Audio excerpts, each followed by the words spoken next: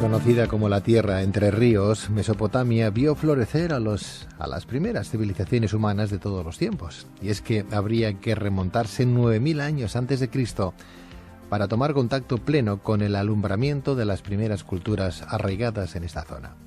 Una de ellas, y quizás la más importante, es la Sumeria, por la cuna de la evolución actual. Sin embargo, ¿cuándo se originó la cultura sumeria? ¿Qué costumbres tenían? ¿Es cierto que sus ciudades estaban presididas por reyes y dioses? ¿Qué conocimientos poseían sobre astronomía y matemáticas? ¿Qué importancia tenía la escritura en sus vidas? ¿Cuál era el concepto sumerio sobre la religión o la libertad?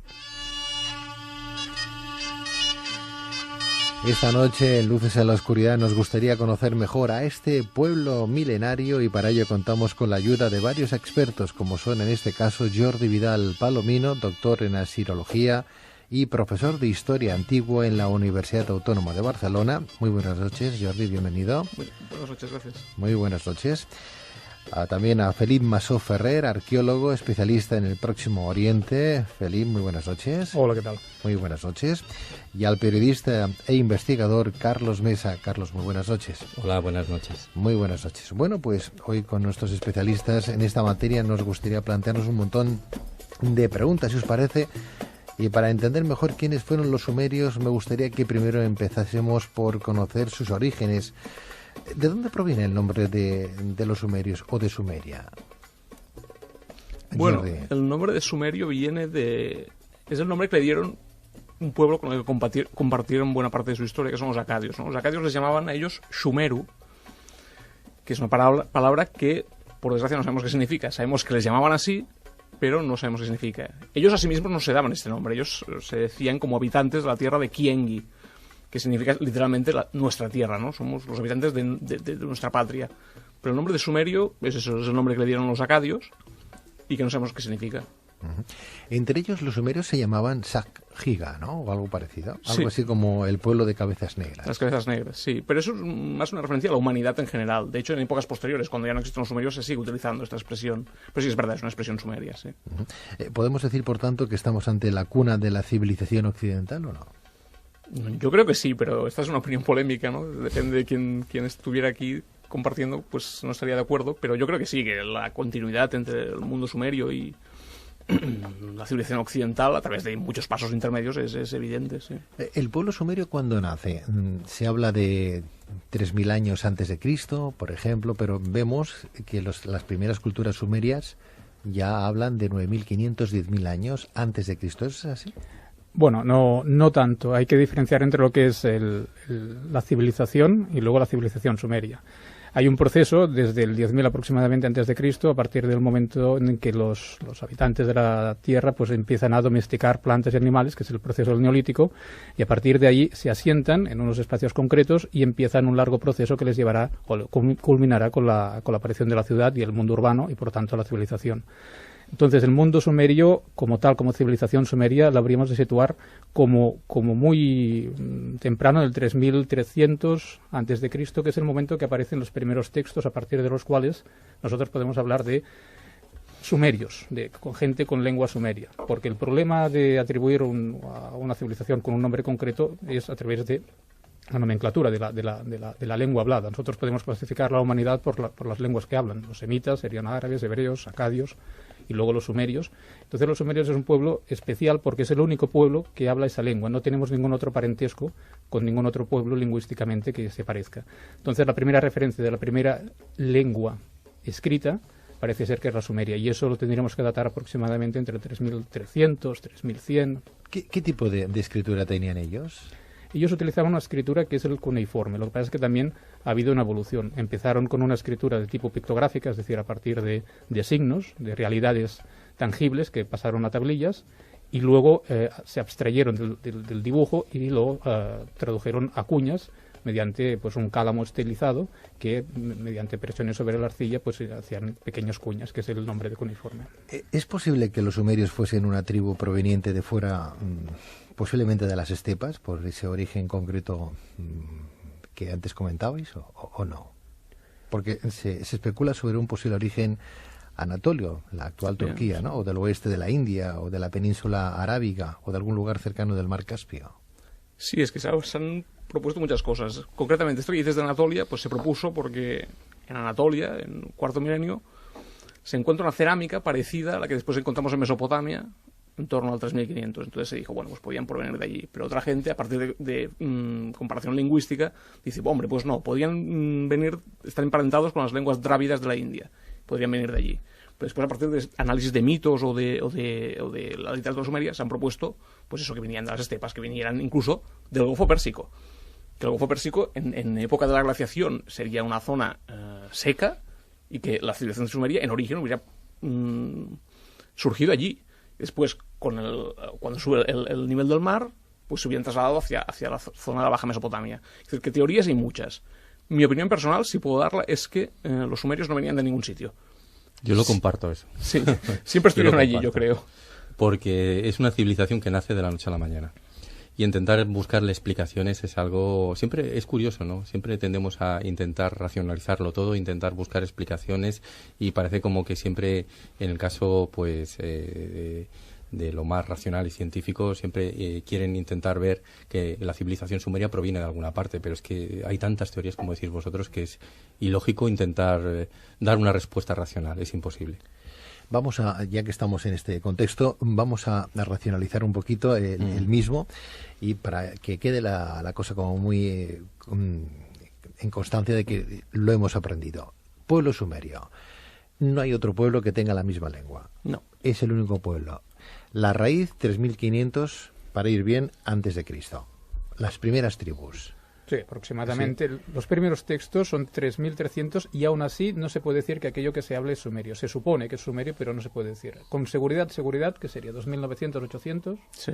Aproximadamente. Pero yo creo que podemos ser un poco más osados y decir, no, claro, si en el 3000... Es verdad lo que dice Felipe. O sea, no está seguro que los primeros textos sean sumerios. Pero es muy posible, muy posible que lo sean. Pero también contad con que hay en las tablillas que vosotros habréis traducido, habréis contemplado, pues hay también referencias a historias más antiguas todavía, con lo cual eso implica que esa civilización tenía conocimientos de historias muy atrás en el tiempo. Y cosas muy interesantes también, no solo de historias, sino de pueblos.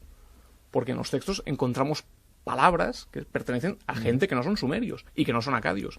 Y que nosotros, como no sabemos quiénes eran, les llamamos el pueblo X, que suena muy mal, pero es como los llamamos porque no sabemos quiénes son. Los acadios dices que son los que le pusieron ese nombre de sumerios. Sí. ¿Los acadios eran vecinos suyos o era un pueblo, o estos sumerios eran tribus nómadas que iban recorriendo desde Anatolia, Turquía, por aquí a zona, y luego fueron a parar? ¿Dónde se establecieron? ¿En Mesopotamia, lo que es hoy Turquía? No, lo que es hoy Irak. Lo que es hoy Irak, ¿no? Sí. Se establecieron allí. En el sur de Irak. En el sur de Irak, pero era un pueblo nómada. No, desde que nosotros tenemos noticias, no. O sea, es un pueblo sedentario. De hecho, son los que crean la vida urbana. O sea, nómadas no. Que en origen, que en la prehistoria más remota pudieran haber sido nómadas, eso no lo podemos controlar. Pero desde que tenemos textos, datos, no, son un pueblo sedentario. ¿Conocían el caballo, por ejemplo? No inmediatamente. El caballo se domestica más tarde. Ellos, sobre todo el sistema que tenían de transporte en Mesopotamia, no requería un transporte terrestre. De hecho, la domesticación del caballo y el camello fueron bastante más tardías porque tenían la autopista de la antigüedad, que es el Éufrates. Entonces no necesitaban tampoco ningún tipo de transporte terrestre imprescindible. Utilizaban el onagro. El onagro salvaje, sí. Porque los carros de guerra sumerios están tirados por onagros, que es el asno salvaje. Está claro que cuando se habla de Egipto, por ejemplo, y más en esas épocas, se habla de que iban con carros. No iban con carros, iban como con trineos, porque aquello hay que recordar que estaba lleno de arena, ¿no? En Egipto pasaba 3/4 de lo mismo en Mesopotamia en aquella época. No, tenemos representaciones de carros con ruedas macizas, no son ruedas de radio, es rueda maciza, de 4 o 2 ruedas, depende del modelo, pero no utilizaban el carro de guerra ya desde muy antiguo. ¿Eran guerreros los sumerios? Lo tendrían que haber sido, sí. De hecho, uno de los primeros textos, ya primeras narraciones que tenemos, narra los enfrentamientos entre ellos mismos por controles territoriales, de fronteras territoriales. Por ejemplo, entre Uma y Lagash, por ejemplo, es una batalla que dura 2 siglos y que, bueno, claro, evidentemente eran guerreros, no como los asirios, digamos, que lo eran ya para crear un gran imperio, sino más que nada por una defensa natural de su territorio entre ellos mismos. Los primeros, entre comillas, y permitirme la expresión, los primeros musulmanes de la época y de la zona, ¿Musulmanes? No. permitirme la expresión, iban refiriéndose a ataviados a de la raza, misma ¿no? manera, a raza. Vale. No, claro, no podían ser porque no. No, por eso no entendía el concepto. Estamos hablando de, claro, imagínate, ¿no? Pero no sé si me entendéis la forma. Yo lo que quiero es ilustrar un poquito el tema. A ver... ¿Iban vestidos como los que ahora viven No. en esas zonas, no? No, las representaciones que nos han llegado, por ejemplo, tanto a nivel de relieves como a nivel de estatuaria, que son pocas porque tampoco tenemos muchos, pero ellos iban ataviados de medio cuerpo hacia cintura hacia abajo, con una especie de falda de lana.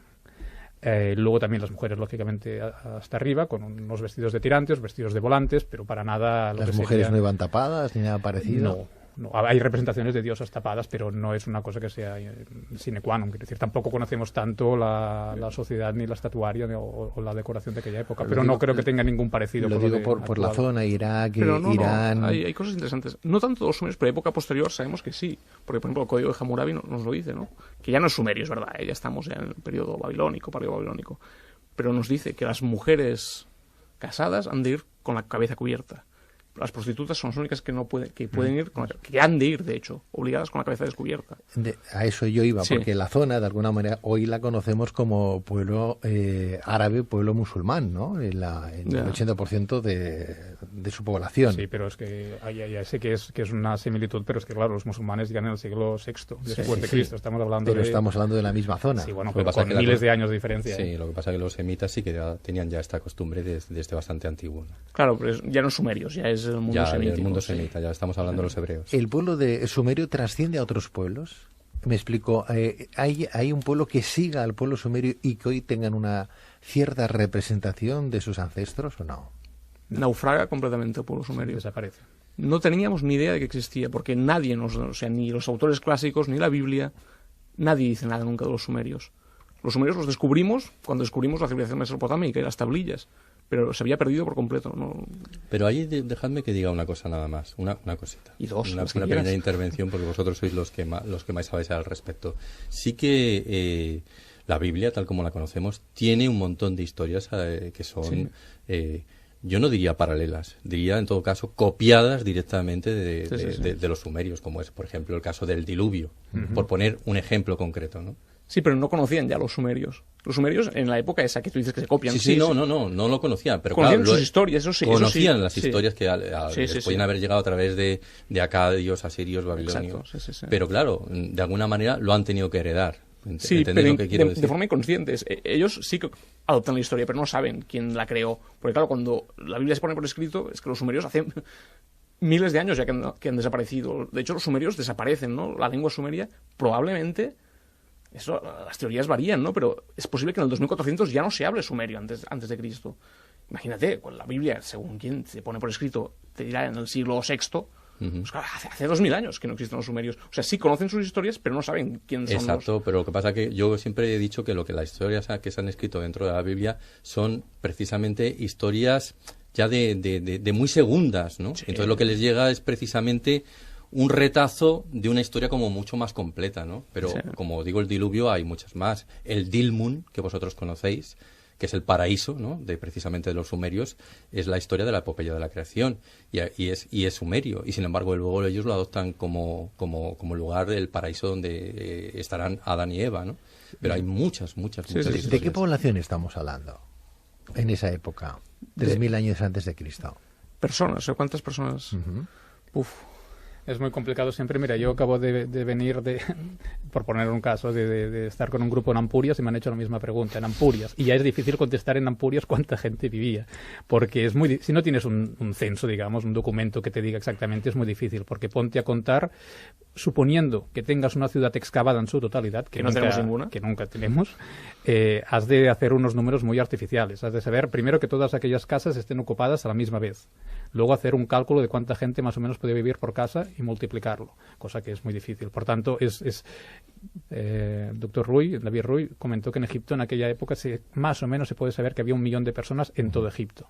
Tanto una ciudad sumeria, por hacer un paralelo y sin tener datos, pero que podía tener Uruk, una ciudad la más grande más o menos y ahora conocida, de 400 hectáreas, que podía tener 2.000, 3.000 personas. Me parece que quizá un disparate para una misma época, ¿no? Pero no lo sabemos con certeza. Es de las cosas más difíciles que hay, que tampoco es una cosa que nos quite el sueño, porque tampoco aporta mucha más información. En cualquier caso, Egipto se sabe qué población vivía en Egipto. Y Sí.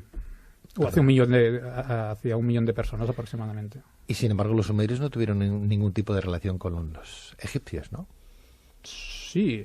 A ver, tampoco no hay un vínculo directo que digas que unos influenciaron sobre los otros, pero sí que tenían relaciones comerciales, influencias culturales, sí que las hubo. ¿Los egipcios aprendieron de los sumerios entonces? No, es decir, las civilizaciones sumerias y egipcias son contemporáneas, paralelas, nacen de fenómenos diferentes, con objetivos diferentes, pero con un contacto, pero sin influencias ni aprendizaje de la una sobre la otra. No lo necesitan porque cada uno ya es bastante espabilado. Antes Carlos Mesa hablaba de ese gran diluvio, de esa epopeya de Atrahasis, no sé si lo he pronunciado bien, ¿verdad? O el poema de Gilgamesh, que hacen referencia a ese gran diluvio que aconteció, según los sumerios, en el año 10.928 a.C.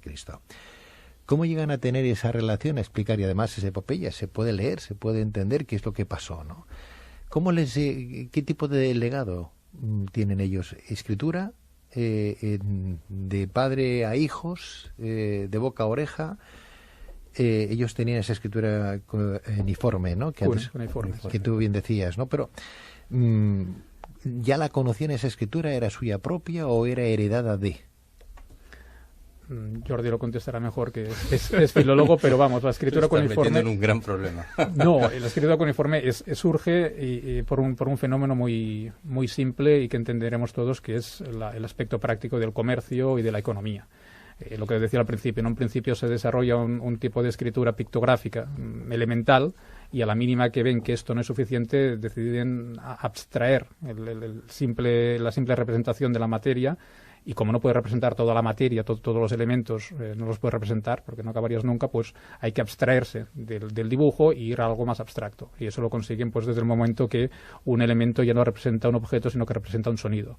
Y a partir de ahí, la manera que ellos tienen de gráficamente representar aquella cabeza de buey que antes dibujaban, pues ahora lo hacen con un sistema más esquemático, primero representándola con el útil, que es un cálamo biselado y que hace una forma de cuña, y que luego, al perder ya cada vez más la semejanza con el dibujo, pues queda una abstracción, y esa abstracción es el sonido. Entonces, a partir del sonido pueden representar cualquier cosa. Un poco pasa lo mismo con la escritura de los egipcios, ¿no? Que también deriva al hierático, para simplificarlo. Bueno, pero no es por así. El egipcio, por ejemplo, nace de forma muy diferente, y seguro que lo comentaron Miquel Carceller y David Ruy, que estuvieron aquí. Nace por una necesidad completamente diferente, que es una necesidad mágica. Entonces, la escritura nace desarrollada. No hay un proceso de desarrollo de dibujo a abstracción, nace desarrollada ya. Y el hierático simplemente es una evolución para ir más rápido, pero no como en el caso del sumerio, que es para necesidad, sino que es para ir más rápido. ¿Cómo llegan a leer entonces ellos esa epopeya de Gilgamesh? ¿Quién fue Gilgamesh? Gilgamesh, según la tradición sumeria... ¿Fue un rey? Sí, es un rey de la ciudad de Uruk. Que si lo tuviéramos que situar cronológicamente... Uno de los primeros reyes que hizo la ciudad de ese estado, ¿no? Lo que nos ha delegado a día de hoy los sumerios. Sí. O sea, según la lista real sumeria, que es un documento muy importante, podríamos situar Gilgamesh en torno al 2700 a.C. Eso no quiere decir que sea un personaje histórico. Aquí hay mucho debate. Yo, por ejemplo, creo que no fue un personaje histórico, pero mucha gente defiende que sí, que lo fue, ¿no? Pero la historia de Gilgamesh se puede seguir bien a partir de las tablillas que se nos han conservado. Se conoce sobre todo por tradición oral, porque las tablillas tienen una formulación, una retórica que denota claramente que ha habido un proceso previo de transmisión oral y que después se pone por escrito. De hecho, la versión más completa que nos ha llegado es muy tardía, es de la biblioteca de Asurbanipal, que es del siglo VII. Y sin embargo estamos diciendo que es un personaje, pues eso, del 2700 antes de Cristo, ¿no? O sea, se transmite su historia de forma oral y después se pone por escrito. Pero era un rey malo. En principio hay que recordar que era un rey malo y que después los dioses le crean a Enkidu, Sí. que precisamente será este ser extraño, peludo y así, que suena como a un ser prehistórico y que luego le dotarán de inteligencia a través de una prostituta, además, y hará que se convierta en el mejor amigo de Gilgamesh, y a partir de ahí empieza la epopeya del propio Gilgamesh, ¿no? Más que rey malo, era un fanfarrón, era un Sí. chulo. Entonces, para bajarle los humos, en parte, se crea esta historia con Enkidu. Le buscan un rival, alguien que esté a su altura, para que le baje los humos. Se habla mucho de esa lista real. Como texto se habla de la epopeya de Atracasis y del poema de Gilgamesh, que hacen referencia a ese gran diluvio de ese Noé que nos habla en la Biblia, ¿no? La lista real, ¿qué es lo que dice? ¿De qué habla? ¿De dónde viene? Bueno, la lista real es un conjunto de tablillas donde se da toda una genealogía desde el inicio, en principio, de la primera ciudad donde desciende la realeza por parte de los dioses, que es Eridu, y a partir de ahí se desglosa toda la genealogía de reyes y de dioses que ostentaron la realeza y de ciudades, hasta llegar a la ciudad de Isin, en el siglo XVII, antes de Cristo. 19. Y esto, claro, es un proceso a la Esa inversa. lista la hace algún rey. Claro, lo hace Sí. el último rey de la lista, que se quiere hacer heredero, descendiente, que le den la autoridad, porque él ha sido descendiente desde el principio de los tiempos. ¿Y ¿no? eso es fiable? Porque estamos hablando de una lista de ¿cuántos siglos? No lo es, porque Claro. es que además Sí, la lista está compuesta de una forma que, bueno, si te la pones a leer ya dices que, bueno, textualmente dice la realeza descendió sobre la ciudad de Eridu y tal rey reinó en Eridu 10.600 años. Eridu. En Eridu. Eridu, que estaba también en Mesopotamia ya. Sí. Es la ciudad más meridional de Mesopotamia. Ujú. O sea que este rey, ¿quién fue el que está al final de la lista que quiso hacer esa lista? No lo recuerdo. No me recuerdo yo tampoco ahora. Pero estaríamos hablando Sumaba, no sé. de un rey que hizo una lista de ¿cuántos siglos atrás? Bueno, se la remontó desde el siglo XIX hasta, antes de Cristo, hasta el siglo, 3100, 3300 antes de Cristo. Lo que pasa es que, claro, no es... Él tenía, quizá, la cronología, pero que fuera descendiente directo, evidentemente no. Lo bueno de esta lista, en todo caso, es que vas viendo que poco a poco va matizándose. Desde esta época mítica, prediluvial, precisamente, porque ahí es donde interviene también el diluvio, hay la aparición de las 5 primeras ciudades prediluviales, luego viene el diluvio y luego viene la época postdiluvial. Y en esa época postdiluvial ya es más fiable, digamos. Hablaremos de ese diluvio, el gran diluvio, ¿verdad? Que ellos lo ponen como texto, como epopeya, como poema. ¿Cómo viene? ¿Cómo aparece el gran diluvio? Aparece de muchas formas. En esta Real Sumeria aparece simplemente como una línea. O sea, dice, la historia es así, y entonces hay una cesura provocada por el diluvio. Pero después tenemos desarrollo, por ejemplo, en la epopeya de Gilgamesh, pues es una tablilla que nos habla del tema este. Después, Atrahasis, pues también lo mismo. Es una epopeya que nos habla del tema del diluvio, que es como un castigo que envían los dioses, curiosamente, porque los hombres hacen demasiado ruido. Molestan. Entonces, ¿qué manera tenemos de eliminarlos? Pues les enviamos el diluvio. Una epopeya es un cuento, Una leyenda, sí. una leyenda. Sí. ¿Fue una leyenda el diluvio universal, el gran diluvio en esa época? Y una vez discutí con Felipe en una conferencia sobre si fue... Porque no se han encontrado evidencias de un diluvio, ¿no? Bueno, Felipe Bueno, puede decir algo, que sí. algo hay. Bueno, yo no, yo decía bully. Sí. No, algo hay, efectivamente. Algo hay. A ver, lo que pasa es que hemos de matizar lo que se entiende por diluvio universal, y ahí vamos a volver a discutir con Jordi, pero hemos de entender, universal no es todo el mundo mundial, es el simplemente mundo lo que ellos que conocían. en aquella época se conocía, que hemos de entender el sur de Mesopotamia, y punto. Y además no sabemos de cuál es el origen de la leyenda en sí, porque esto puesto por escrito es una época, pero oral todavía es otra más antigua. Entonces, sí que hay evidencias arqueológicas en determinadas ciudades de fases de aparición de capas de arcilla limpia, que son los restos de un diluvio, de una gran inundación. Lo que ocurre es que para asegurar que hubo un diluvio universal que anegó toda la zona, tendríamos que encontrar esa misma capa en todas las ciudades de la misma época. Y eso es lo que no ocurre.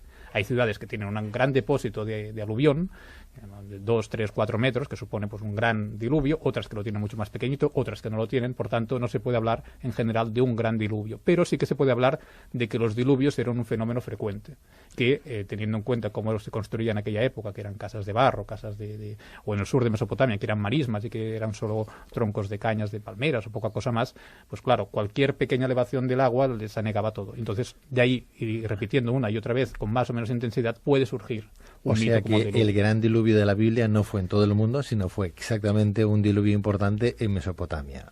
Es que yo de diluvio no me gusta nada. Inundación, una gran Inundación. inundación. Una inundación. Sí. Sí. Es que de hecho Muchas, un diluvio de hecho. implica agua que cae y ahí pues difícilmente sea los depósitos que hay aluviales no son de agua que ha caído, sino que es del río que se eleva. Por tanto, no es tanto un diluvio en el sentido de una lluvia torrencial, sino evidentemente de una inundación. En el mito de Gilgamesh, ese rey, ¿verdad?, que antes comentabais, datado en el siglo XXI y XX antes de Cristo, hace referencia a un personaje llamado Uta-Napisti, un individuo con claras similitudes con el Noé descrito en la Biblia. ¿Podemos considerar la posibilidad de que Noé en realidad fuera sumerio? ¿Cómo lo veis? Porque según un reciente reportaje de la BBC británica titulado El Arca de Noé, la verdadera historia, los judíos exiliados en Babilonia debieron escribir el mito de Noé en el siglo VI a.C., inspirados en las leyendas y mitos babilónicos, ¿no? Con lo cual, la pregunta está clara. ¿Ese Noé fue sumerio? La historia que se recoge en el libro de Génesis está basada en la historia de las historias que corrían por Babilonia, claro. Pero no quiere decir que Noé fuera sumerio. Quiere decir que cuando se crea el personaje de Noé, se utiliza una historia de origen sumerio. Noé no existió, si me permitís la expresión. No, totalmente de acuerdo. Sí, Entonces sí. lo que se hace es se crea la historia a partir de tomar un tema mesopotámico. Y es verdad, estoy de acuerdo con lo que dice. No lo dice la BBC, esto se dice desde siempre, ¿no? Con el exilio de los judíos a Babilonia, claro, ellos empiezan a conocer todas esas historias. De hecho, el nacimiento de Moisés es calcado al nacimiento de Sargón, porque conocen las historias y las aplican cuando ellos ponen por escrito la Biblia. Es curioso porque de esa zona aparece no solamente cuando hablamos de la Biblia, hay doctores que nos hablan y nos dicen que los 5 libros fueron de alguna manera una copia, la propia Biblia, el Antiguo Testamento, una copia de antiguos textos egipcios, ¿verdad? Atlántida 1, Atlántida 2, Setne 1, etcétera. Tratados egipcios de hacía 3.000 años, incluso antes del nacimiento de Cristo. Estaríamos hablando de la misma zona. Si leemos cosas judías, hablamos también de la misma zona, con la misma gente. Por eso yo antes os decía, y quería buscar un poco el paralelismo de cómo iban vestidos, aunque ya sabemos que hasta que no apareció Mahoma, que fue mucho más tardío, ¿verdad?, mucho más tarde que el nacimiento de Cristo, no se conocía el pueblo musulmán, ni mucho menos, ¿no?, ni tan siquiera la cultura ni la religión, pero ya que todo acontece más o menos en esa zona, la crística, la judía y la musulmana, pues hombre, de alguna manera tienen que beber todas de la misma fuente, ¿no? Con lo cual, uno lee algún texto judío y aparece de la zona. Parece que vengan del pueblo sumerio. Uno lee cosas escritas de los egipcios y vienen también de los pueblos sumerios o de esa relación egipcia. Habla o lee cosas de Jesús y parece que son textos copiados o calcados de la tríada egipcia, que también podía hablar de ese diluvio sumerio en el diluvio universal que aparece en la Biblia, con lo cual estamos sin movernos de la misma zona, más o menos, y hay al menos 3 religiones que comulgan con esos ancestros. Incluso, a eso me refería yo anteriormente. Incluso la historia de Adán y Eva también es sumeria. De hecho, hay una palabra, ahora no recuerdo cuáles fueron los equivalentes sumerios, pero hay una palabra que luego fue adoptada precisamente, mal traducida, digo yo, mal traducida precisamente por los hebreos, que es ti, que significa costilla, como vosotros sabéis, ¿no? Y que precisamente de la costilla de Eva es donde aparecerá la simiente que da. Pero lo que pasa es que esa es una mala traducción, como digo yo, porque ti también se puede traducir por lo que da vida. Por lo tanto, fijaos qué paralelismos hay y de dónde sacan todas estas historias precisamente los hebreos, adaptándolas a su manera, ¿no? Bueno, dicen que nuestra raza, la raza mundial del mundo, permíteme la expresión, blanca, cobriza, amarilla, todos venimos del mismo pueblo, del pueblo etíope. De ahí nació la raza humana y se fue extendiendo, con lo cual... Bueno, claro, todos salimos de África, eso es indudable. Eso es así. No, lo que me querría comentar es que sí que es verdad que cuando tú te mueves por la zona de Oriente, cuando te mueves me refiero a que estudias la zona, Oriente, Egipto, todo tiene un aire muy familiar. Lo que ocurre también es que hay que saber organizar un poco las cosas, ordenarlas por cronologías, por zonas, por épocas, saber qué es lo que influencia qué y sobre qué está influenciado. Lógicamente, el pueblo judío es de los más tardíos de estos que estamos hablando, por tanto, beben de todas las fuentes. Pero hay que saber, bueno, pues por eso que los sumerios, los egipcios están en el cuarto milenio, en un sitio y en el otro, que se conocen, se más o menos intercambian, pero evolucionan por su camino. Los egipcios, de hecho, no salen de Egipto de una forma contundente hasta la dinastía 18, cuando crean su primer imperio. Sí que antes tienen relación con el Levante, con Biblos, con la zona de la costa libanesa y indirectamente también con el mundo sumerio, pero su máxima expansión es a partir de la dinastía 18 hacia adelante. A mí lo que me choca, Felipe, que está muy claro lo que estáis apuntando, ¿no? Pero que, por ejemplo, en textos antiguos, como la propia religión católica nos apunta, la propia Biblia, ¿verdad? Relatos como este, que el diluvio universal es un texto sumerio, pero eso lo explicas a según qué gente y te tachan por loco o que no estás informado, ¿no? Porque cuando te mezclas con temas religiosos y según con quién hablas, pues has de ir con cuidado. Yo he hecho muchos cursos sobre historia, sobre el origen de la Biblia, por ejemplo, y lo primero que hago cuando empiezo la primera clase es decir, una cosa es la historia, la otra cosa es la fe. Claro. Y yo no me voy a meter con lo que creáis y con lo que no creáis. Entonces yo a partir de aquí os explico cómo surge la Biblia y sobre qué se basa. Pero, claro, si te metes con según qué gente que no es abierta, pues entonces ya, claro, te tacha de lo que quiera. Pero hay que ser un poco, primero, respetuoso con todos los textos y todas las creencias y luego ir a buscar la verdad histórica. Fíjate que cuando se habla mucho también del pueblo sumerio como si hubieran llegado o descendientes, el que riza mucho también el rizo, ¿verdad? Permitirme la expresión, es cuando hablan de la Atlántida, ese continente desaparecido hace 12.000 años. Bueno, de 10.900 años, 10.950 años, cuando de alguna manera aparece ese diluvio universal, entre comillas, al 12.000 antes de Cristo, que es la desaparición de la Atlántida por Platón, ¿verdad? Uno piensa, pues tampoco pasó no hubieron tantos miles de años, 2.000 años nada más. Suponiendo lo cual, que la Atlántida exista. Ahí voy. Entonces ahí ya... ¿El pueblo sumerio no habla de la Atlántida en absoluto? ¿O de alguna tierra, no sé, o de otro pueblo que les infundieran algún tipo de rasgo, característica, explicación? ¿No? También es verdad que el pueblo sumerio, o sea, en su literatura no nos informa sobre sus orígenes nunca, no nos dice nada sobre el tema, pero no hay referencia a Atlántida ni nada. No se preocupaban tampoco demasiado de temas así filosóficos ni históricos. No. Parece que todo lo daban siempre por hecho, ¿no? O sea, históricos... los dioses los habían puesto ahí y a partir de ahí ellos ya estaban contentos y todo se debía simplemente a los dioses. Hombre, si les llega un diluvio de hacía, pues estamos hablando de un pueblo de 3.000 años, y en esa epopeya o bien en ese poema también les habla de ese gran diluvio de 10.928 antes de Cristo, o sea que les está hablando de 7.000 años antes sin tener escritura. Uno puede pensar, bueno, pues a lo mejor también les llegó algo de la Atlántida. No. Que aparezcan los textos, no. Yo, porque nunca me gusta decir que no todo, aunque en este caso sí que digo que sí, pero dejo una pequeña puerta abierta más que nada en todas las civilizaciones, porque hay que tener en cuenta una cosa. Cualquier civilización, incluso la romana, la más próxima que queráis, primero, no tenía intención de dejar nada para los demás, y menos para unos arqueólogos de 3.000 años después. Segundo, no escribían todo lo que hacían. Tercero, de lo que escribían, la mitad o 3/4 partes eran cosas contables y banales. Por tanto, nunca, jamás, de los jamases, tendremos la información completa de ninguna civilización. Pero en el tema este de la Atlántida, no. Los sumerios no dejaron nada, ni dudo que lo dejaran si ¿Qué significa? Fueron los primeros que crearon una ciudad-estado, ¿no? Sí. Sí, ellos crearon la ciudad, sí. O sea, los seres humanos vivían en tribus, en poblados, que iban haciéndose cada vez más grandes y se unían cuando venían conflictos, ¿verdad? Y una ciudad-estado era una ciudad, un grupo de tribus, ¿verdad? O de poblados, regentadas por un señor. Sí, es que una ciudad, claro, hay miles de definiciones de ciudad, ¿no? Pero una ciudad es una aldea compleja, con mayor tamaño y con gente que ya no se dedica simplemente a la agricultura, sino que es con especialistas, gente que se dedica a todo tipo de tarea a tiempo completo, incluso especialistas en la guerra. Y entonces, normalmente, pues una ciudad es un recinto que sea muralla para protegerse de las agresiones exteriores. Pero básicamente es eso, es una aldea compleja, una aldea de mayor tamaño y con complejidad social. Y política, obviamente. Y muy interesante, porque además habían desarrollado todo tipo de leyes incluso totalmente válidas en la actualidad. Fijaos lo bien que diseñaron esas leyes. Aparte, eran gente que también tenían sus propias escuelas. Sí.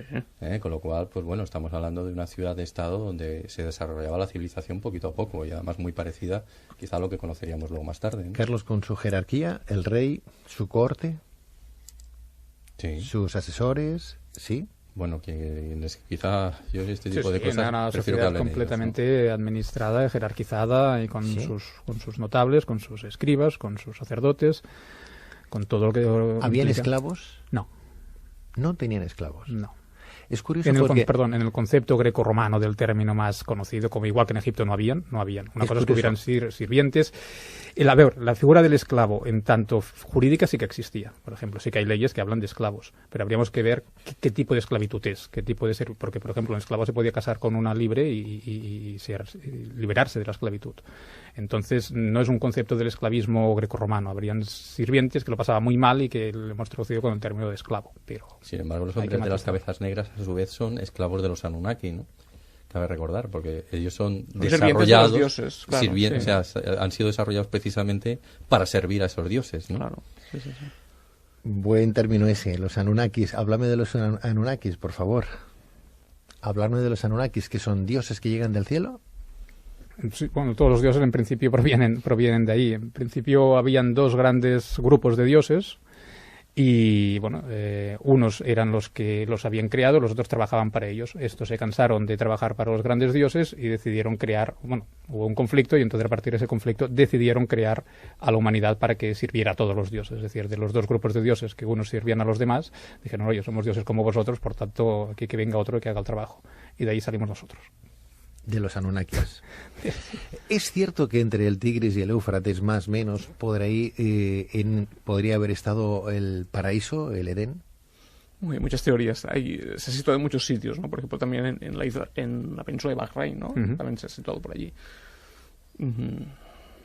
¿Los Anunnakis podrían ser los dioses que aparecen en la Biblia, aquellos ángeles que llegaron del cielo y se unieron con las mujeres de los hombres? Los gigantes, sí. No, es que los Anunnaki en realidad es la asamblea de los dioses. Los dioses mesopotámicos se reúnen en una asamblea y reciben el título de los Anunnaki. O sea, es el título de la asamblea. Y ese capítulo que dices tú, pues es que se ha escrito mucho sobre ese tema de Génesis 6, ¿no? La unión de Los Nefilim. los Nefilim, que son los gigantes, de hecho. O sea, Es que de hecho, bueno, eso es por esa literatura alternativa que hay ahí, que hace ver esos gigantes de la antigüedad con los gigantes que también aparecen en todas las narraciones de los sumerios, ¿no? Y entonces esa similitud entre gigantes es la que convirtió precisamente a los Anunnaki en Nefilim en esos libros alternativos, como digo yo. Bueno, pero es que las historias estas de los Nefilim que dices, yo más que con los sumerios lo vincularía con el mundo cananeo, porque en el mundo cananeo se habla de los Refaim, los Rapauma, que son precisamente eso, ¿no? Son gigantes. Exacto. Bueno, gigantes según la Biblia. Según los textos cananeos no son gigantes, simplemente son los seres de más allá.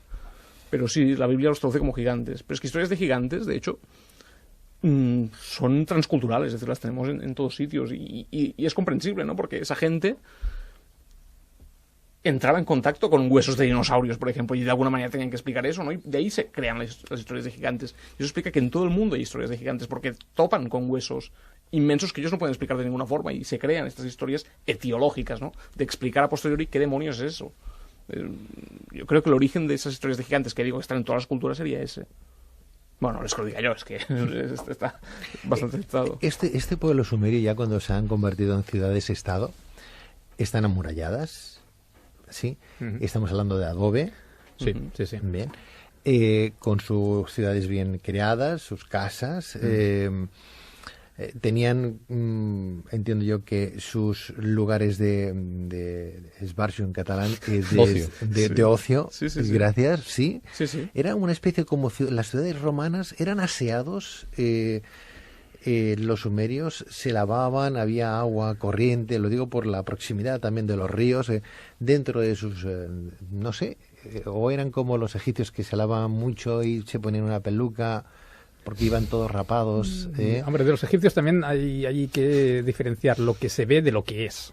Porque una cosa son las pinturas bonitas de las tumbas, la otra cosa es la vida diaria de las casas egipcias. No todo el mundo era tan perfecto, ni tan maravilloso, ni olía tan bien, seguro. No nos dejemos engañar. En cuanto a si las ciudades sumerias eran limpias y eran... La arqueología ha demostrado que, no siempre, no digo nunca, pero no siempre han habido sistemas de canalización. Comparados con las ciudades romanas, nada que ver. Precisamente, viniendo tan purias, aquello es como ahora. Entonces, claro, no, eso no había y no lo hubo hasta muy tarde. Que fueran más o menos limpios, que estuvieran... Eso dependía un poco también del tipo de ciudad. Si era una ciudad pequeña, quiere decir que las casas estaban más juntas las unas a las otras, más hacinados los unos con los otros, y eso a la fuerza tenía que obligar a un tipo de sanidad, si no pública, pues por lo menos que cada uno se intentara apañar como se pudiera. Pero en general las ciudades tampoco son tan pequeñas. Estamos hablando de Uru, que es la prototipo, pero la más exagerada, que son 400 hectáreas, muchas de las cuales también ocupadas por recintos públicos. Pero arqueológicamente no podríamos decir que fueran ciudades, sí que están urbanizadas, pero tampoco podemos pensar en un modelo hipodámico perfecto, irregular, ni mucho menos. Aún así, también precisamente por la proximidad del río, tampoco tendrían la necesidad de tener un sistema perfectamente reglamentado de aguas residuales. Es decir, teniendo yo, por proximidad y antropología, cuando estábamos excavando en Siria y estamos viviendo en las mismas aldeas que la gente, bueno, en Karakusaka ya no habían cloacas ni había nada, ya la gente tenía su baño y su pozo negro y ya te apañarás. Y el río lo tenían al lado, y si se querían bañar, pues iban al río y se bañaban. No tenían una necesidad de tener una infraestructura perfectamente organizada de sanidad. Y esto se puede extrapolar al pasado, y más por las evidencias arqueológicas de casos. Los sumerios era un pueblo que tuviera una cierta relación con sus coetáneos y pueblos vecinos. Eran, permitirme siempre las analogías o los parangones, ¿no? Eran muy fenicios, por ejemplo. Les gustaba el intercambio o no, el trueque. Necesitaban el intercambio, porque la cuestión que más define la civilización mesopotámica es que en la Baja Mesopotamia no hay nada. Solo hay una gran riqueza agrícola, pero no hay piedras preciosas, no hay metales, no hay madera. Para conseguir todo eso, forzosamente tuvieron que ir fuera, y de hecho desde el origen, desde el periodo Uruk, empiezan a crear colonias, que Felipe conoce muy bien porque ha estado y ha excavado en ellas, ¿no? O sea, se empiezan a crear colonias por todo el Próximo Oriente para asegurarse la llegada de las materias primas que ellos no tienen. Sí. ¿Y la medicina qué tal? Poca. Por lo que sabemos, poca. Ahí sí que los egipcios podemos decir que los podían, digamos, superar Pero hacían filtros, conocían bastantes. Yo he leído algunas tablillas traducidas por Kramer y he visto que ahí hay bastante documentación respecto a cómo conocían las plantas, cómo utilizaban las plantas, los filtros que hacían con ellas. O sea que pero por ejemplo, los egipcios también tampoco podemos exagerar. Los egipcios conocimientos anatómicos tenían los justos. Pensaban que el cerebro no servía para nada. Quiero decir que partiendo de eso ya todo lo demás poco, ¿no? Pero sí que tenemos muchas representaciones de instrumental quirúrgico egipcio, por tanto sí que tenían un conocimiento, del mundo natural, de la medicina natural, por supuesto, que todos más o menos de lo que tenían a su alrededor podían conocer sus aplicaciones. Lo que pasa es que en Mesopotamia funcionaba mucho más, y eso lo conoce Jordi bien, el tema de la magia, de los exorcismos, de la adivinación, y no era tanto una medicina como la entendemos hoy en día de causa-efecto, sino que era mediante y sobre todo la intervención divina y el ritualismo. Era más chamánica. Sí, se puede decir que sí. Porque ¿cuántos dioses tenían los sumerios? Hay listas de más de 3.000 dioses. Lo que también es verdad. ¿En la misma época? En la misma época. Lo que es verdad es que se va sufriendo un proceso de sincretismo y se van reduciendo, ¿no? Pero las listas más antiguas de dioses nos hablan de más de 3.000 dioses. Pero hay unos 50 principales. Siempre. Sí, no, claro. Como el programa. Como el programa. ¿Había alguna triada de dioses? Sí. Había la tríada, de hecho, yo digo 3.000 dioses, pero no todos tenían la misma importancia, ni mucho menos. Había la tríada divina más importante, que era formada por Anum o An, Enlil y Enki, que eran los tres dioses principales del panteón sumerio. Sí. An, El y Enki. An, Enlil y Enlil. Enki. Enlil y Enki. Era la tríada como la que conocemos nosotros en la Biblia, por ejemplo, la que conocemos en Egipto. Isis, Horus. Bueno, de hecho, uno de ellos es el que salva al Noé sumerio. Sí, y otro es el que decreta el diluvio. O sea, Exacto. Enlil es el que decreta el diluvio y Enki es el que lo salva. Sí. Pero esto de Egipto, mejor que lo conteste Félix, que es más experto que yo. No, bueno, no, en Egipto. A ver, lo que decíamos, lo de las tríadas sí es una cosa. También podemos hablar de la tríada capitulina, pero el concepto de tríada es más que nada porque es el organigrama familiar. Pero en este caso los tres no son marido, mujer no, y hijo. exacto, no. Son tres hombres, Son dioses tres masculinos. Sí, masculinos. No es una tríada familiar. ¿Tenía importancia la mujer allí o no? ¿Eran sociedades matriarcales? sí. No, Para nada. no. Y en cuanto a la importancia, a juzgar por las leyes, que también nos hemos de basar en eso, pues mucha no. Pero aquí hay discusión sobre si... Está clarísimo que en el mundo semítico no tenían ninguna, al contrario. O sea, el desprecio... Bueno, no sé si desprecio es la palabra, pero... No había un papel claramente secundario. Pero hay autores que defienden que en el mundo sumerio es distinto. Que en el mundo sumerio sí que había una mayor preponderancia de la mujer.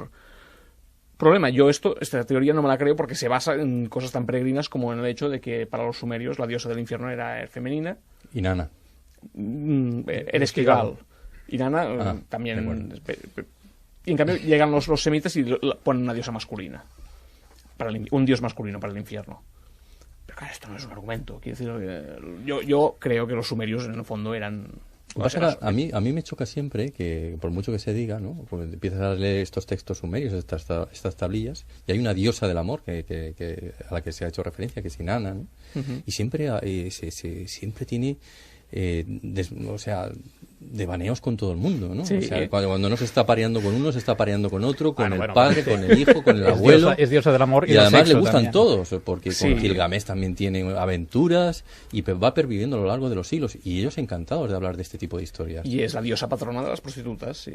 Es una diosa, pues eso, del amor sexual. O sea, no del amor platónico, romántico, no. Inanna. Por lo tanto, había Inanna- había una libertad en ese sentido.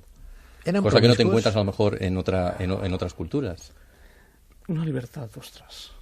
Y yo eso, bueno, claro, ahí... ¿El hombre podía tener varias mujeres? No, Normalmente no. El rey sí, el rey podía tener varias mujeres y tenía el harén. Y de hecho en el palacio existía la casa de las mujeres, que es donde tenía el harén. Y el rey de Mari tenía más de 240 mujeres, ¿no? En su harén. Qué Pero aburrido que estaba. estaba muy aburrido el hombre. y cansado. Normalmente lo que hacía era, cuando conquistaba una ciudad, lo que hacía era quedarse con el harén del rey al que derrotaba, ¿no? Y así iba agrandando su harén porque era un elemento de prestigio. ¿Pero había estrato social o no? Sí. Y- Eran claramente jerarquizadas las ciudades. ¿Sí? Sí. ¿Y dentro de ese estrato social no había gente con dinero, por ejemplo, para tener más de una mujer? Sí, lo que pasa es que no sé hasta qué punto dependía del dinero o no el dinero. Es decir, no sé si era una cualidad exclusiva del rey de poder tener más Sí. mujeres o si toda la sociedad lo podía tener o no.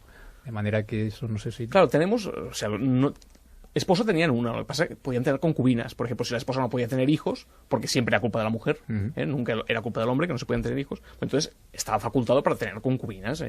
Incluso la misma mujer se las aportaba. Decía, toma, ya que no te puedo dar yo hijos. Y si era culpa del hombre, pues claro, como con la concubina tampoco funcionaba, pues más mujeres. O sea, sí que podían ir acumulando, pero lo normal era esposa legítima una. Patricios, plebeyos, utilizando términos romanos, ¿existían? Sí. Sí, la sociedad... Habían clases decíamos. medias, una clase bien estratificada. Sí, Sí. sí. ¿Intocables serían los esclavos? ¿Intocables en qué sentido? ¿Que no podían subir de escalón? Por ejemplo, no, el sí esclavo... que podían, sí. ¿Sí? Sí. La persona que había sido sometida, hecha esclava, por Para ejemplo. comentar, por ejemplo, esto del esclavismo, una de las veces con más frecuencia se caía en el esclavismo era por deudas. Sí. Entonces tú podías contraer deudas, podías tener deudas, si no las podías pagar, te bajabas al estado de esclavitud, servías durante un tiempo a la persona que le debías la deuda, tú o tus hijos, normalmente los hijos, el último que bajabas eras tú, y cuando pagabas la deuda volvías al estado de libertad, La única excepción a esto eran los prisioneros de guerra. excepto esto. Estos sí que era una categoría ya, yo diría casi equiparable al esclavo romano, ¿eh? Pero tampoco no era un fenómeno muy extendido. ¿Cómo acababan? ¿Acababan luchando como los gladiadores entre ellos o no? ¿Habían patios romanos? ¿Habían coliseums? No. No. No. No. ¿Días festivos al año? Sí, eso sí. Sí. Sí, no, y espectáculos, claro, como colisión no, pero la caza del león por parte del rey asirio era un espectáculo público y bien reglado. Y lo vemos muy bien a través de los reyes asirios, ¿no? Que tenía todas unas pautas, ¿no? Pero claro, no es equiparable a... ¿Y el concepto del salario cómo lo tenían estipulado? Antes hemos dicho que, bueno, hasta muy poco, que yo sepa desde mi punto de vista, siempre pensábamos que las pirámides las habían construido los esclavos, ¿verdad? Al menos nos lo habían vendido así cuando éramos muy pequeñitos. Luego, poco a poco, se ha ido descubriendo de que no habían esclavos y que además estaban pagados, esos, entre comillas, esclavos. Aquí pasaba lo mismo con el pueblo sumerio. ¿Cobraban un dinero, por ejemplo? Sí, teniendo en cuenta exacto, que el concepto de dinero monetario no, pero con raciones de comida, en raciones de grano, pues eso sí. Y es curioso, bueno, curioso, ¿no? Es real que, por ejemplo, uno de los objetos que encontramos más frecuentemente en las excavaciones de la época Uruk, de esta primera época formativa de los sumerios, es un cuenco hecho a mano, modelado sobre una base, sobre un molde en arcilla en el suelo, que servía como modelo de ración, o se cree que servía como modelo de ración. Y luego es el que quedó plasmado en los primeros pictogramas sumerios que indica el comer. Un bol de barro, sí, más o menos regular, porque el molde era igual, hecho a mano, y eso es lo que indicaba la ración. Entonces está claro que el concepto de ración existía. ¿Moneda no tenían? No, claro. No, se repartían raciones de grano mensual, después raciones de aceite de sésamo, y después raciones de tejido, de lana. Y lo que es interesante notar es que, por ejemplo, por el mismo trabajo, un hombre podía llegar a cobrar 3 veces más que una mujer. ¿Cómo estaba? ¿Cómo equilibraban lo que percibían y lo que entregaban? Por ejemplo, una gallina, por decir, eran 3 bols de arroz. ¿Cómo la comparativa esa, cómo la utilizaban? ¿Cómo hacían el trueque? Bueno, hay textos de valores de precios, de comparativas de precios, que tampoco no todo el mundo sumerio funcionaba como un uno. Es decir, la ciudad en sí misma sí, la ciudad de al lado quizá también, pero no lo mismo, no es lo mismo que comprar un café aquí que comprarlo en Alemania o comprarlo en los Parques Elíseos. Es decir, cada ciudad tenía un sistema monetario que en algunos casos los reyes intentaban, no solo monetario, sino también el de pesos y medidas, intentaban equiparar. Cuando llegaba un rey, intentaba hacer que todo fuera a la hora, ¿no? fuera al mismo tiempo, pero normalmente cada uno funcionaba de su manera. Tampoco, que yo conozca, nos han llegado muchas listas aquello de ¿Qué tipo de metal utilizaban o conocían? El bronce, bueno, el cobre y el estaño, y luego el bronce, y luego pero ya no los sumerios. Los sumerios ya el hierro no lo llegaron a conocer nunca. El hierro llega en el 1200, que los sumerios ya no. Se habla de oro, ¿no? También. Bueno, sí, oro, pero, plata. Claro, oro y plata, sí, pero como metal de herramienta. ¿Las espadas eran de bronce? Uh-huh. Sí. Sí. Y no habían, y a pesar de conocer el bronce, ¿nunca acuñaron una moneda?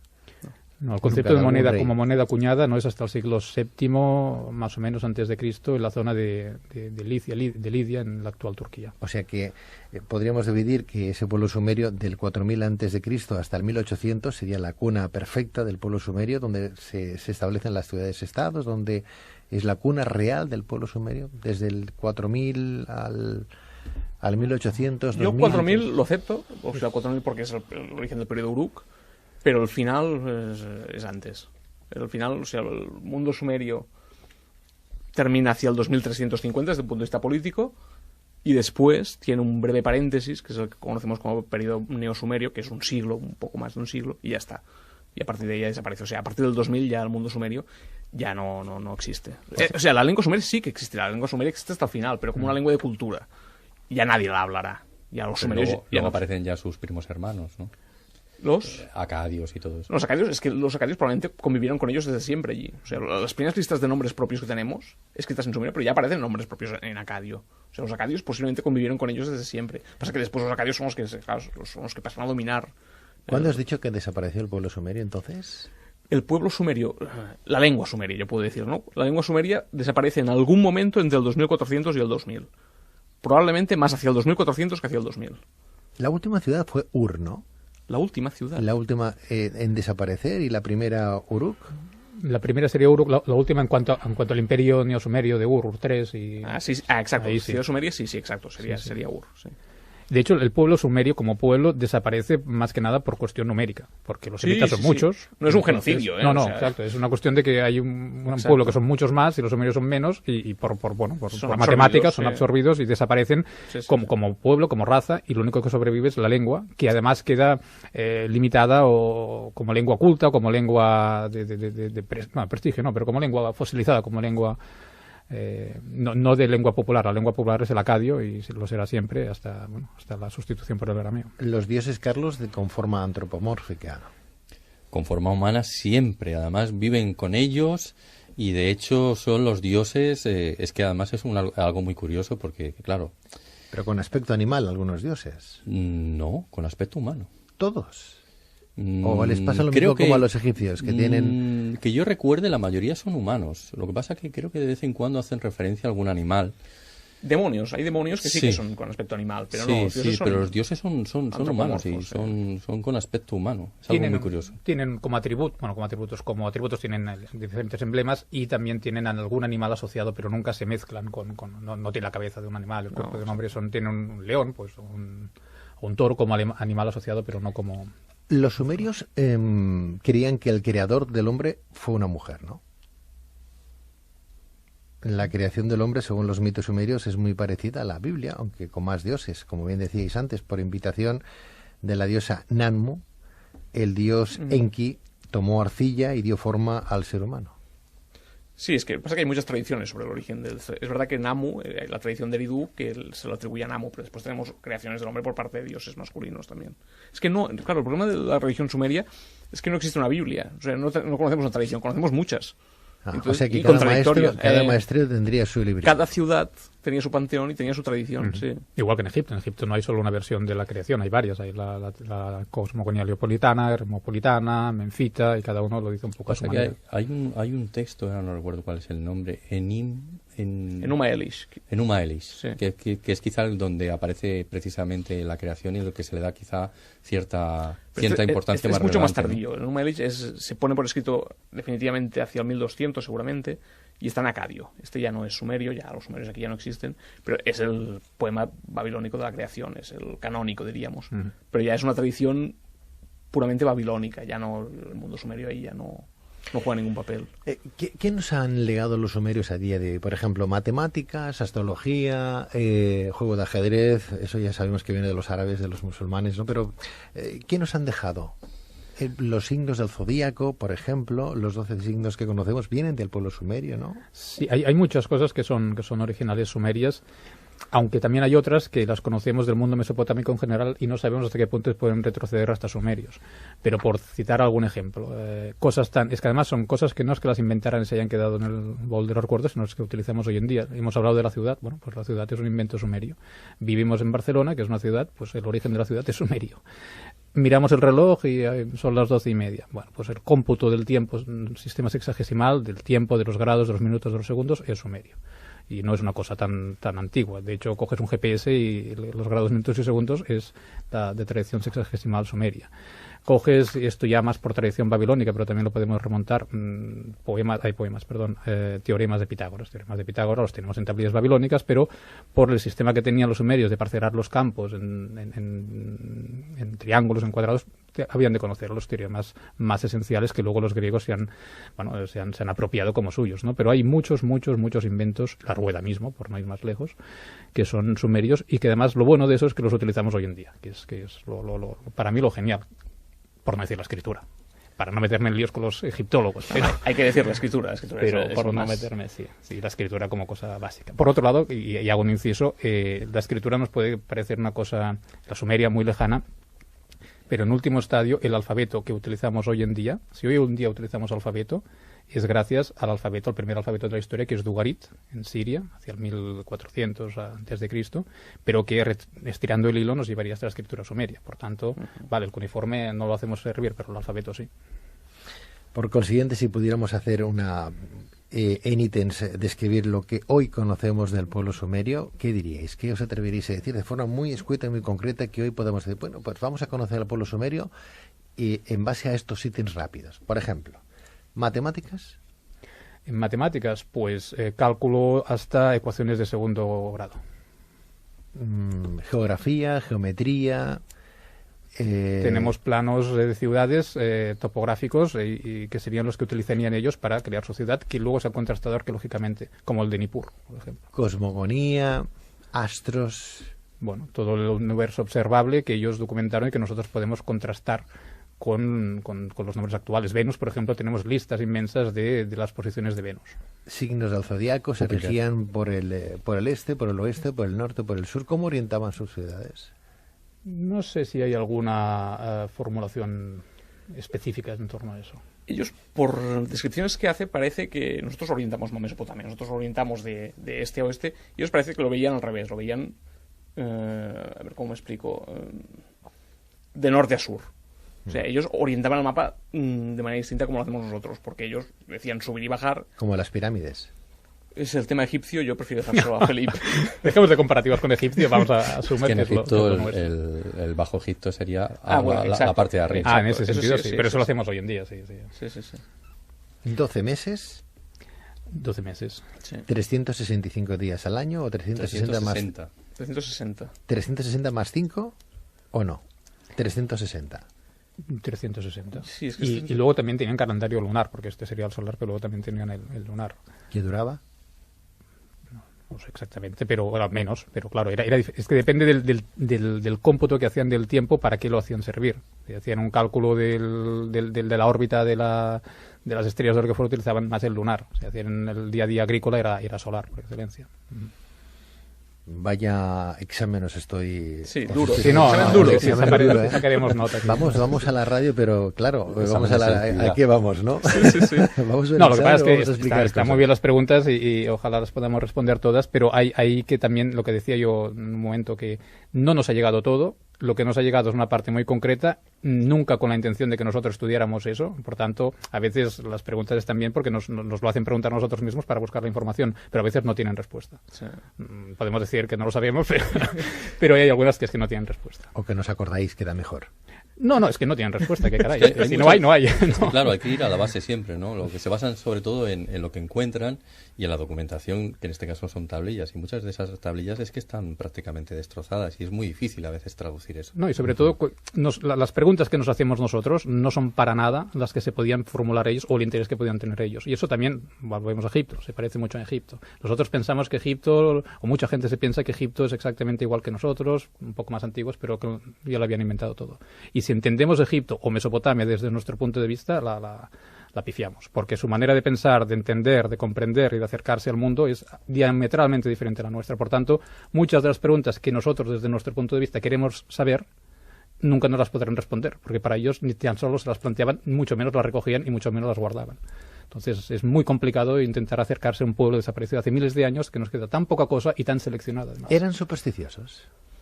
Eso mucho. Con tantos dioses, imagino que sí. Sí, nosotros les podemos llamar así, pero queda más bonito decir que era gente que se regía por un discurso mítico, es decir, que la religión lo impregnaba todo. Y por tanto, como toda religión, todo se explica en función de la religión.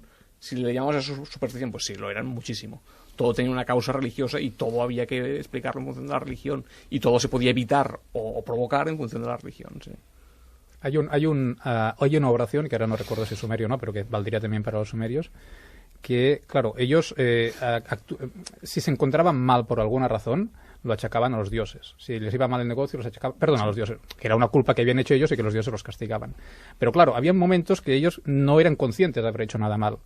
Y entonces igualmente sufrían un castigo. Y entonces hay una oración que dice: perdona a Dios por haber pecado, aunque no sepa por qué. Sí. Es decir, seguro que he hecho alguna cosa mal, que no lo sé, pero te pido perdón porque alguna cosa habrá hecho. Entonces, hasta ese punto llegaba la relación, ¿no? De no ser conscientes de haber hecho nada mal, al revés. Yo creo que lo he hecho todo bien, pero por si acaso te pido perdón para que me vaya bien. Precisamente hay una tablilla de lamentaciones también, buscando esos paralelismos con la Biblia. Creo que es muy parecida a lo que se habla en Job, ¿no? Precisamente. Sí, se lamentan, hay uno que se lamenta de todos los males que tiene, le dice a los dioses, le va comentando, y oye, ¿por qué me has hecho esto? ¿Qué te he hecho yo? Exacto. Etcétera, etcétera. Es que ellos consideraban que ellos tenían una especie de ángel de la guarda, que es lo que conocemos como Dios personal, ¿no?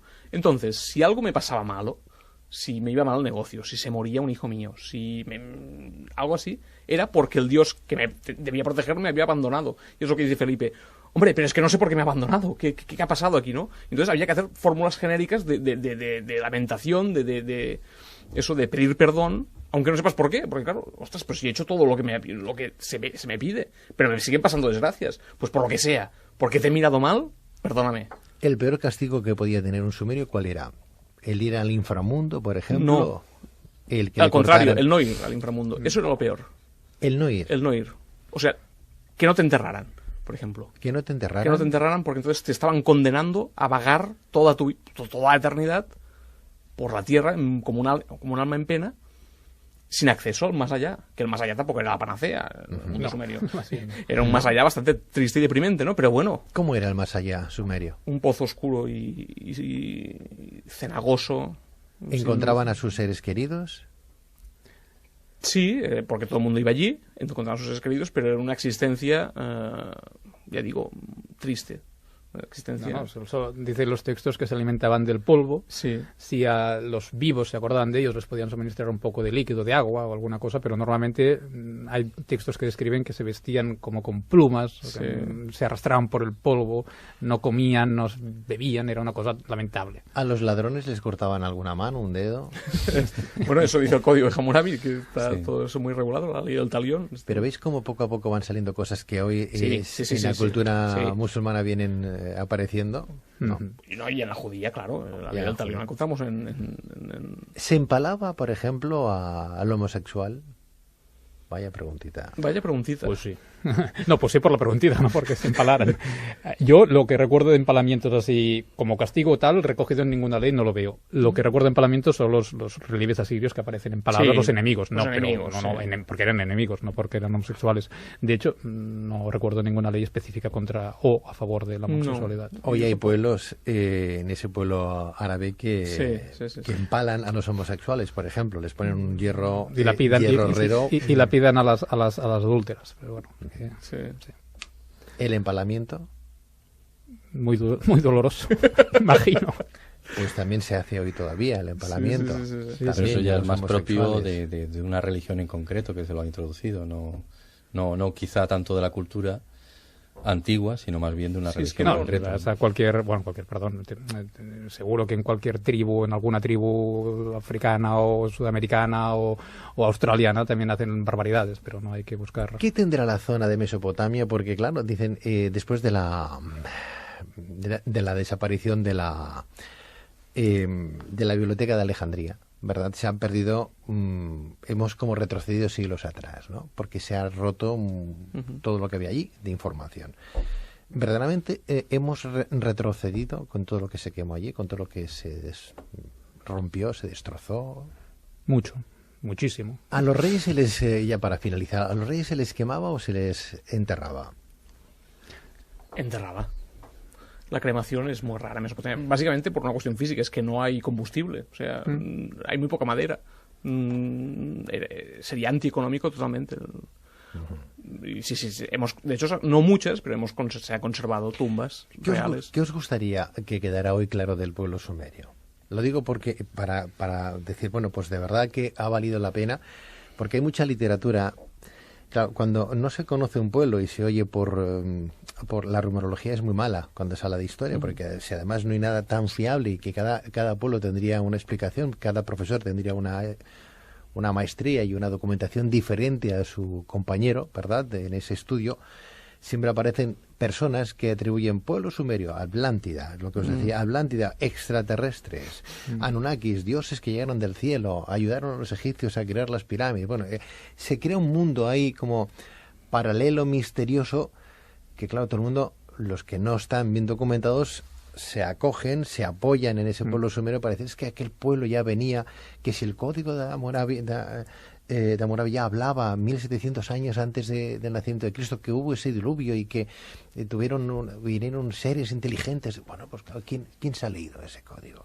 Pasa que siempre hay una verdad a medias en todo camino. Allí ellos lo saben perfectamente. El tema de esos dioses, que es de donde procede precisamente toda esa literatura, es algo como para tomárselo con cierta medida, ¿no? Porque yo creo que aunque suene ilógico, porque claro, suena ilógico algo así, no decir que esos dioses eran reales, si a mí me preguntaran, yo diría que esos dioses realmente existieron. Porque es que en cualquier momento, o sea, van a ellos y les van preguntando continuamente, oye, ¿qué hacemos con esto? ¿Y qué hacemos con aquello otro? Entonces, eso ya no es mitología, eso ya es ir directamente a preguntarle a alguien para que me dé respuesta sobre algo que me está sucediendo. Por lo tanto, ojo con eso.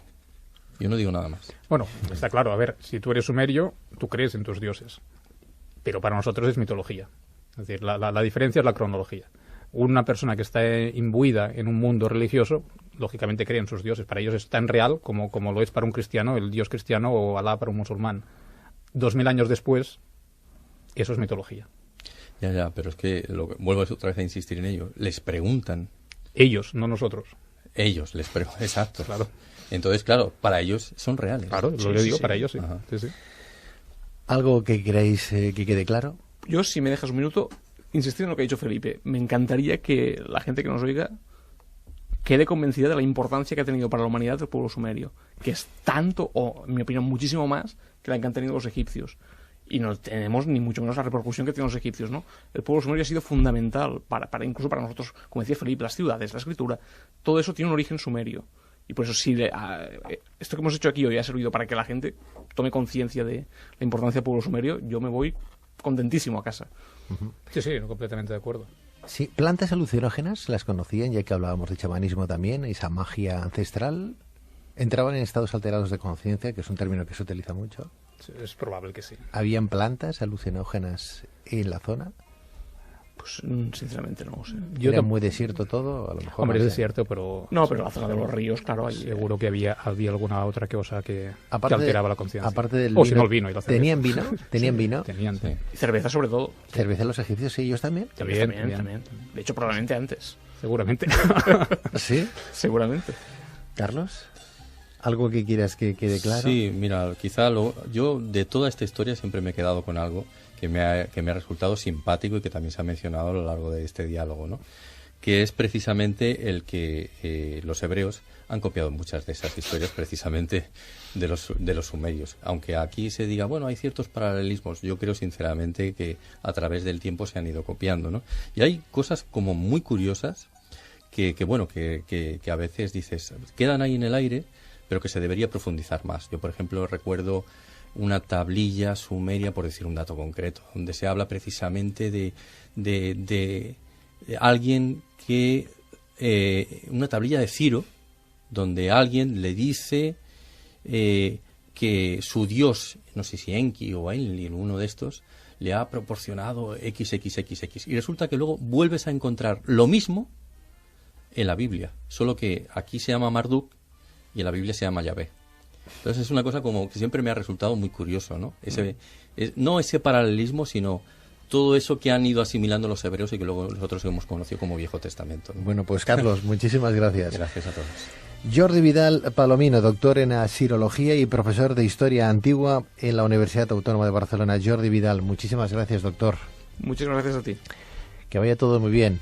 Gracias. Gracias. Doctor Felipe Masó Ferrer, arqueólogo, especialista en el Próximo Oriente. Doctor Masó, mil gracias, Felipe. Gracias por el doctor, pero todavía no lo tengo. No todavía no, estoy en ello, pero todavía no. Pero estás en ello. Estamos ahí. Te queda nada. Un poquillo.